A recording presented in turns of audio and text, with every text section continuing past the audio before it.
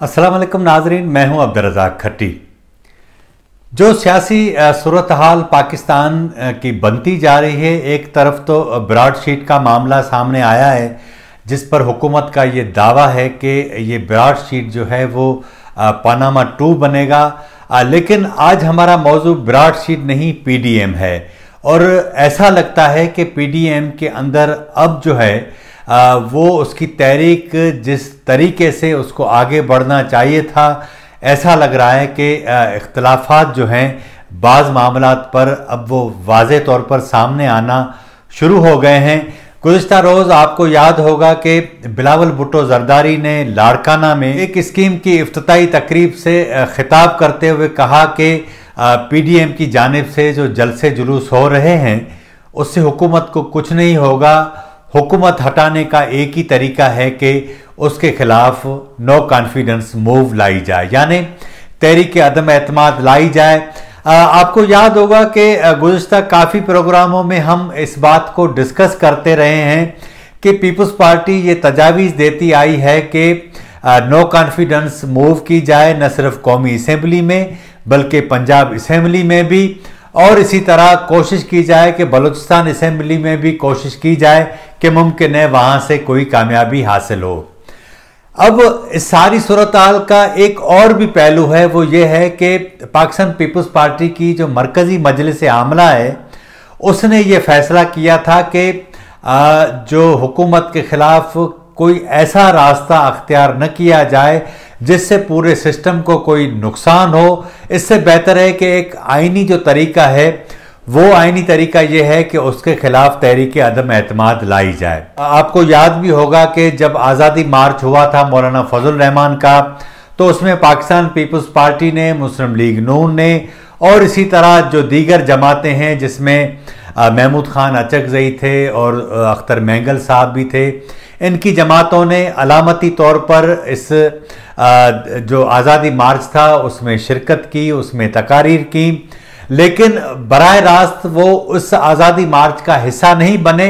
लेकिन मौलाना फजल रहमान के साथ मुख्तलिफ मौके पर वो आए और उन्होंने इज़हार यकजहती किया।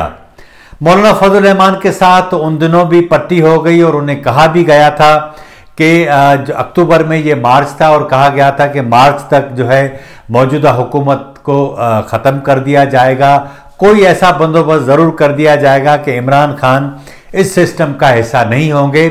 लेकिन चंद माह के बाद मौलाना फजल रहमान को इस बात का शिद्दत से एहसास हुआ कि उनके साथ धोखा हो गया, और उसके बाद मौलाना फजल रहमान ने बारहा मुख्तलिफ मकामात पर मुख्तलिफ प्रेस कॉन्फ्रेंसेस में इस बात का बरमला इज़हार किया कि उनके साथ धोखा हो गया।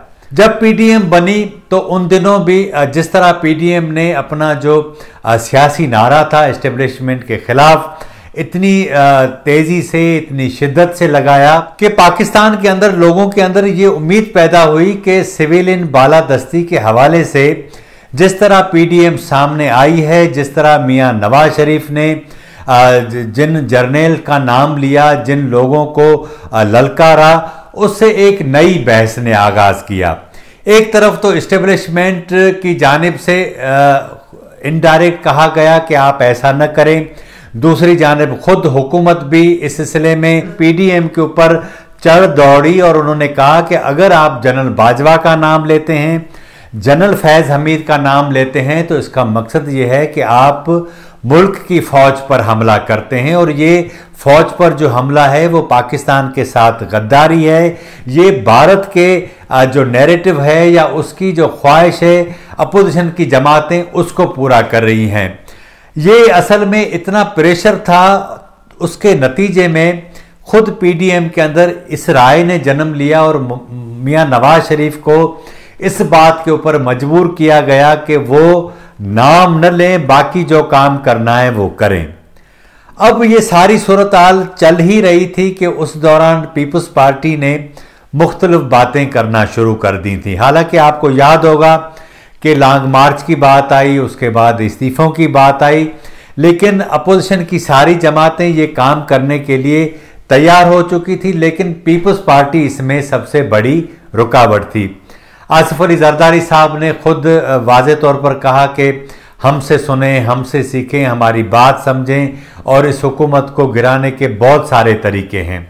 अब पहले हम इस बात पर आते हैं कि इस हुकूमत को नो कॉन्फिडेंस के जरिए किस तरह गिराया जा सकता है। आपको ये भी याद होगा कि मौलाना फजल रहमान साहब वाज़े तौर पर कह चुके थे कि हम सेनेट के इंतखाबात किसी सूरत नहीं होने देंगे और उसके जो इलेक्टोरल कॉलेज है उसको ख़त्म कर देंगे। लेकिन वक्त के साथ साथ जिस तरह पीपल्स पार्टी ने रवैया अख्तियार किया, उसमें दोनों बड़ी जमातें यानी पीडीएम के अंदर जो मौजूद हैं, सबसे बड़ी जमात नून लीग, उसके बाद जेयूआई ने ज़िमनी इंतखाबात में हिस्सा लेने का जो फैसला था पीपल्स पार्टी का उसको ऑन किया। उसके बाद सेनेट के इंतखाबात में भी हिस्सा लेने का फैसला किया।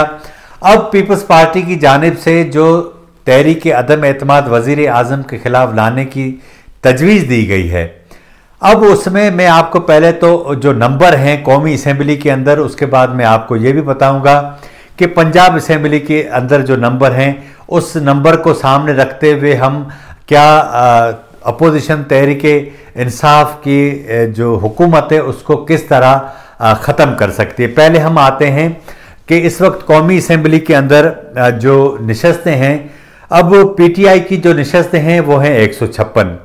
उनके जो इत्तेहादी हैं उनमें एमक्यूएम पाकिस्तान के 7 अरकान हैं, पाकिस्तान मुस्लिम लीग काफ के 5 अरकान हैं, बलूचिस्तान अवामी पार्टी जिसे बाप कहते हैं उसके 5 अरकान हैं, जीडीए ग्रैंड डेमोक्रेटिक अलायंस जिसका ताल्लुक सिंध से है उसके 3 अरकान हैं। इसी तरह अवामी मुस्लिम लीग यानी शेख रशीद साहब एक वो खुद हैं, जमहूरी वतन पार्टी नवाब अकर बुगटी के साहबजादे शाहजैन बुगटी एक रुकन वो हैं, और इसी तरह 2 इंडिपेंडेंट जो हैं वो अरकान हैं। ये कुल तादाद 180 बनती है। अब आते हैं अपोजिशन की तरफ। अपोजिशन में पाकिस्तान मुस्लिम लीग नून सबसे बड़ी जमात हैं जिनके जो है वो 83 अरकान हैं। इसी तरह पीपल्स पार्टी के 54 अरकान हैं। मुत्तहिदा मजलिस अमल यानी जेयूआई के जो हैं वो 14 अरकान हैं। बलूचिस्तान नेशनल पार्टी मैंगल के 4 अरकान हैं। आज़ाद 2 अरकान जिसमें मोहसिन दावड़ और अली वज़ीर हैं, ये 2 हैं। इसी तरह जमात इस्लामी के मौलाना अब्दुल अकबर चित्राली वो 1 हैं, और एएनपी के अमीर हैदर होती 1 है। ये तादाद बनती है 159। 3 नशस्तें खाली हैं, तो ये कुल मिला के 342 नशस्तें बनती हैं। अब हम थोड़ा इसका जायज़ा लेते हैं कि अपोजिशन की अगर इनके खिलाफ तहरीक अदम एतमाद ले आए हुकूमत के खिलाफ, तो उसे कम अज़ कम 7 अरकान एमक्यूएम के, 5 अरकान बाप के, 5 अरकान पाकिस्तान मुस्लिम लीग काफ के, और इसी तरह जीडीए के 3 अरकान, और उसके बाद 4 अरकान और हैं। यानी ये वो सारे लोग हैं पीटीआई समेत जिन्हें वाज़े तौर पर यह कहा जाता है कि ये प्रो इस्टेब्लिशमेंट जमातें हैं, आज़ाद अरकान भी प्रो इस्टेब्लिशमेंट हैं। अब अगर तहरीक अदम एतमाद वज़ीर आज़म इमरान खान के खिलाफ आए तो उसमें जमात इस्लामी के रुकन हैं मौलाना अब्दुल अकबर चित्राली।